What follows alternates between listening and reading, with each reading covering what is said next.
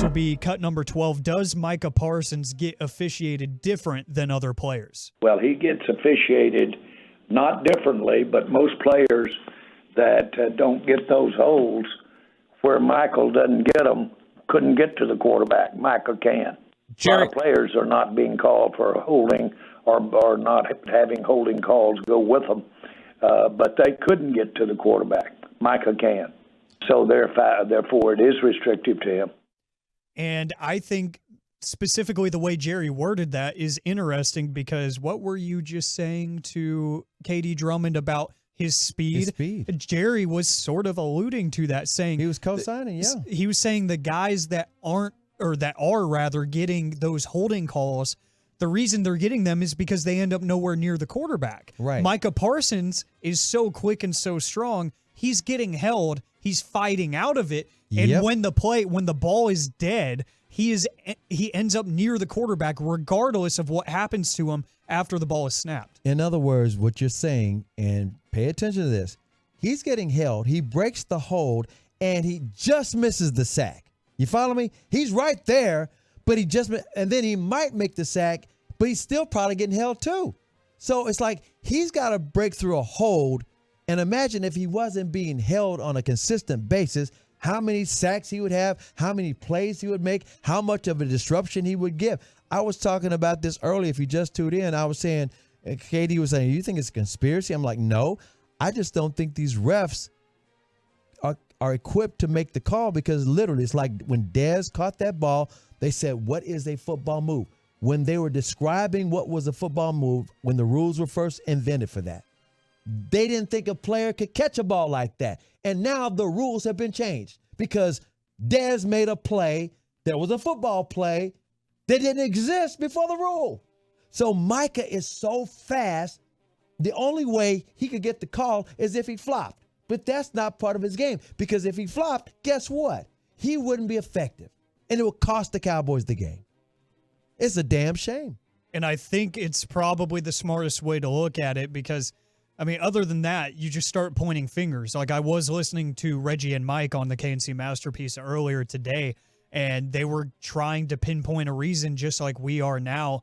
And Reggie said it might just be a general incompetence, you know, that these refs, like you said, just aren't equipped to make these calls. So we're not going to see it happen on a consistent basis because that's just the lack of availability in terms of straight up officiating. Okay, so Tolo Renee 17 sounds like you guys are making excuses. No, it's just giving you the context. And let me give you further context. The context is this. As you mentioned earlier, the guys who are getting caught are the ones that can't break through the holes. They're not good enough. They're not fast enough, whatever. Todd Archer was on G-Bag Nation, and he and Broadus were talking about this as well. Broadus was mentioning that Stephen Jones is on the competition committee. That's where they might be able to make an adjustment in the rules so that these referees can see what is a football move, what is not, what is holding, what is not, and they can make that call. Although it's hard to do because holding on both sides of the line of scrimmage is subjective. The 817 in a different part of the 817 makes the point that Archer was making. This is not unheard of. Micah not getting called. He said, unfortunately, TJ Watt, Myles Garrett, and others, I mentioned the Bosa's earlier, Joey and Nick, they're dealing with the same thing. If you listen to those teams' fans, and they are. Again, Micah's got this stretch of 38 consecutive quarters. You'll have to look at the stats because I don't have them in front of me. TJ Watt may have a stretch of being called for holding 2 times in the last 50 quarters. Myles Garrett might be called for holding 1 time in the last, 60 quarters. Again, these are great players who are arguably Defensive Player of the Year candidates. And they're not getting their calls either because they have exceptional skill strength or exceptional skill sets, not strength. But you know what I'm saying? Yeah, and I think there's a few different ways that you can look at it. And right now, I do like Broadus's theory that you presented where he's just too quick because he's so quick. He's just too talented. He's too good for his own good. But there's another thing that happened in that game that I think is a more broad conversation across the NFL that we just haven't fallen victim to.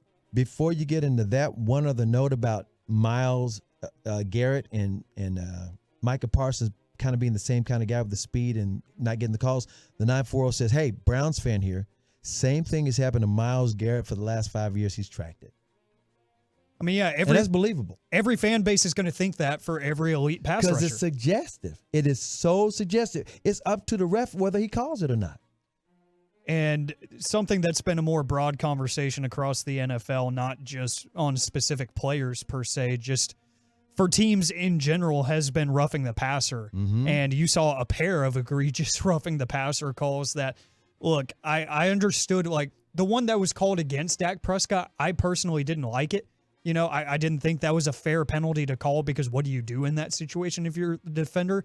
But the way and the Dak even kind of grabbed his shoulder pads. Yeah, and it's just the way heighten it. The way the NFL officiates that and enforces that rule, I felt it was somewhat consistent with how they've called it the past couple of years. I still think it's dumb how they officiate that and how they rule that. But the one that went against Micah Parsons, that one, again, he was too quick for his own good. Yeah. To the point where it just felt like that was a totally blown call, because you even had the rules analyst come in after and say, you know, typically defender gets 2 steps before they don't call it incidental contact anymore. It was 2 steps, you know, so it was within parameters. It was just the speed that he, you know, was approaching and drilled the quarterback in the back. They thought it was egregious. And then when Micah asked about it, they said, you were intending to hurt him. He was just trying to make a play. He's trying to make a play. And again, this is the referee crew being knee jerk. That's the phrase I'm looking for, because they were pulling a flag out before they even thought about it good, right? With the speed being the deciding factor. With that being said, all referees in football, all umpires in baseball, it's like a strike zone. It varies. And that's why you try to get intel on the officiating crews. All coaches do this. All teams are aware. Hockley's crew is at least consistent. In other words, you got one from each side, but as Broadus brought up earlier with G-Bag, and that's why Broadus is must listen to radio, because it's not just a conversation. It's an investigation of what's really going on. As he brought up, Hockley's crew, and that's the son of Hockley who had the muscles. He's been in the league 10 years. They are the ones who call roughing the passer more than any crew in the league. You follow what I'm saying? But at least they're consistent about it. Again, it's a damn shame, because referees and umpires are all human beings, and they have tendencies. They're subjective. You wish it was robotic. That's why in baseball, they say maybe you can have a strike zone and it's done by robots, or it's done by, you know, analytics or something. All I can say is the NFL, and I know this because this is what the owners always say, they love people arguing about stuff. And that's what they say. Oh, it drives the ratings. This is something that just drives me nuts, because when you have the replays and you look under the hood, it slows down the damn game, and it drives me crazy. From the 808, we cry about calls because we aren't taking care of business. When the Cowboys win, we're not talking about calls, and that is just absolutely false. Thanks for tuning in just right now, because we've already told you multiple times that the Cowboys shot themselves in the foot multiple times. Themselves. Literally, the first drive of the game, you fumble right at the goal line, and you give up possession of the football. You score that touchdown, you don't lose the game. And at the end of the game, when the defense, all you needed was a stop. Yeah, it had to be a field goal, but it had to be a stop. How about a face mask penalty?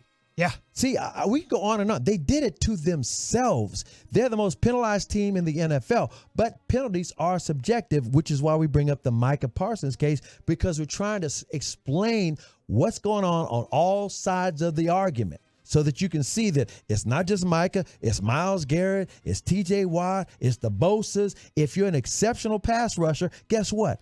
They're not calling it enough for you. And I guarantee you that at least one point after each game this season, win, lose, or draw, someone has said something about Micah Parsons not drawing a call.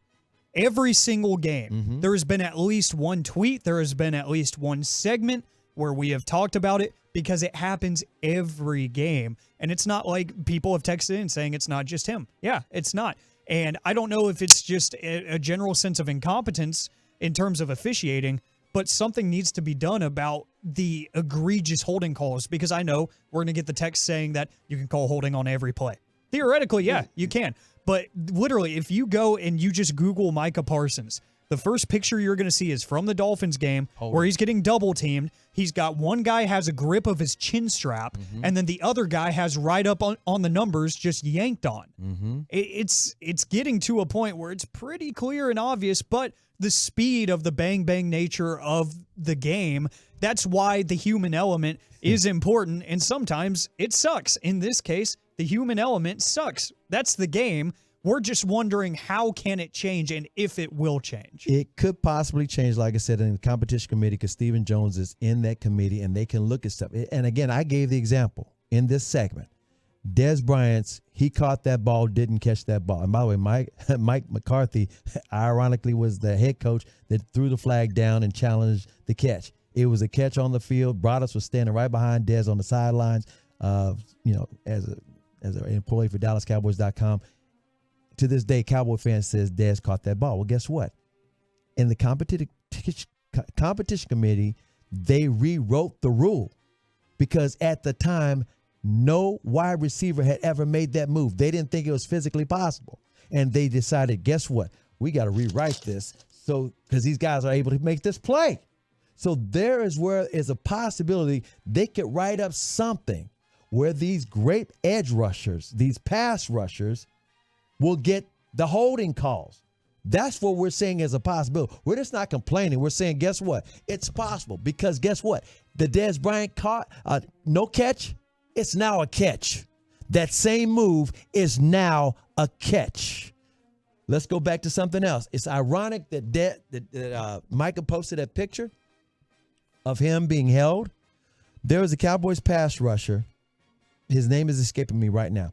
Remember the game in 2016, the Dak Prescott's rookie year, Dak and Zeke's rookie year. They go to the playoffs. They play against Green Bay Packers at AT&T Stadium. You remember what happened. Aaron Rodgers made this incredible throw to a tight end. Tight end catches the ball right on the sidelines, and they kick the game-winning field goal. Remember that? Mm-hmm. Dak had brought the team back second half, and there was enough time on the clock for Aaron Rodgers to be Aaron Rodgers.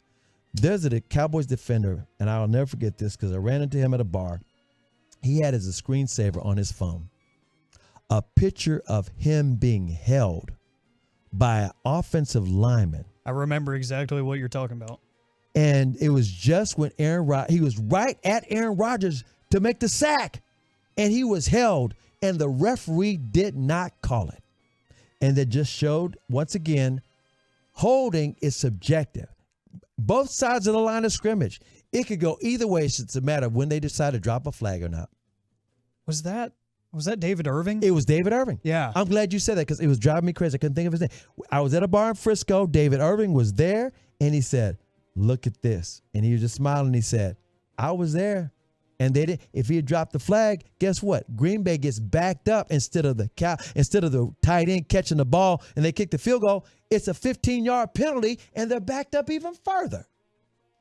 Yeah, and look, it's a very subjective thing because if these things don't happen in more pivotal moments or less pivotal moments, I should say, then we're not talking about it as much, and especially in losses. But I mean, this is something we're talking about 38 quarters of American football.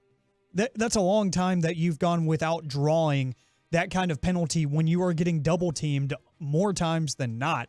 When you're getting blocked, you're seeing 2 or 3 guys in front of you.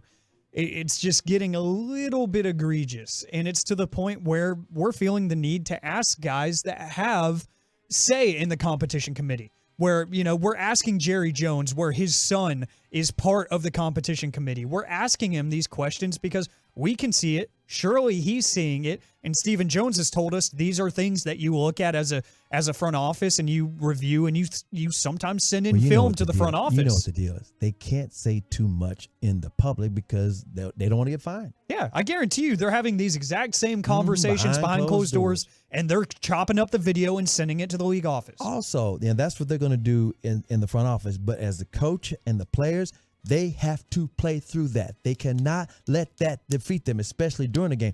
They found that out was it 2 years ago, the San Francisco game, where they were coming off the field, blaming the refs, and then to get on the podium and in the locker room complaining about the refs. No, you got to deal with the refs. Everybody deals with the refs. It is what it is. Don't let that be your excuse or your alibi. It's not making excuses. We're just here to break things down after the action. Context. We've told you many times throughout the show that, hey, the defense wasn't good enough in big moments. Your fullback, your rookie fullback, when you're trying to bring back the position in 2023 for whatever reason, he didn't hold the ball. He fumbles at the goal line. He didn't even really grip the football. How about Tony Pollard should have ran straight to the flag and he was in? Yeah, he gets helicoptered out of the end zone because he's just immune to the end zone. Now, there were plenty of reasons why you didn't win. Oh, we can go right down the list. Like I said earlier, just in the same segment, how about a face mask penalty on the last drive for the Dolphins? I mean, I can go down the list. Yeah. Blame you. You shot yourselves in the foot and the head. And I can even go to the coordinators again. Dan Quinn decided not to pass rush Tua. He should have been blitzing Tua the way the Dolphins were blitzing Dak Prescott. Tua is the guy that has the quick release. He's the one that you could get burned by. And by the way, the Cowboys did a great job against the Dolphins running attack because those two running backs combined for less than 100 yards rushing. Yeah, and it was weird because it seemed like when the pressure did get near Tua when they were rushing 4, he was making bad throws, even when they were just rushing 4. If you could get home to him, he's probably going to miss that throw 9 times out of 10 in that game. They did it to themselves. Maybe not throughout the whole season, but in that game, there was definitely moments where I saw DeMarcus Lawrence creeping in, and he's got a wide open Jalen Waddle on the opposite side of the field, and he just misses him. He's got Tyreek Hill, throws it to the wrong shoulder. You know, that would have been a breakaway 90-yard touchdown. Yeah, easy touchdown. So there was definitely reasons why I could point at Dan Quinn, like you're saying, and say, man, you should have brought a blitz every now and then. Dial up a stunt, something. A team that leads the NFL in pressures didn't do it.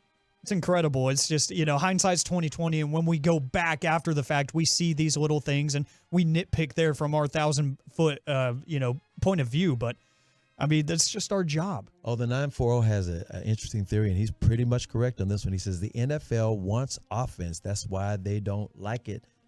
They don't like it like they used to. They don't call it like they used to. That's what he corrected it. And he's right. The NFL's rules committee favors the offenses, which is why it's no secret. Yeah, everybody knows that. Like we were just talking about the roughing the passer calls. Don't happen. Both of them sucked. They really did. The one on Dak and the one on Tua both sucked. But you know why? They want to see points scored, and how do you do that? You keep elite quarterbacks healthy. You keep good quarterbacks healthy. Yep. So it's all about protecting the offense in today's game. So that's a conversation that a lot of people seem to hate about if Micah Parsons is being officiated. Well, the Cowboy haters hate it. Yeah. The Cowboy lovers want to say, yeah, he's not giving up. Trust me, there was many reasons why they lost this game, and I was just as angry as you guys.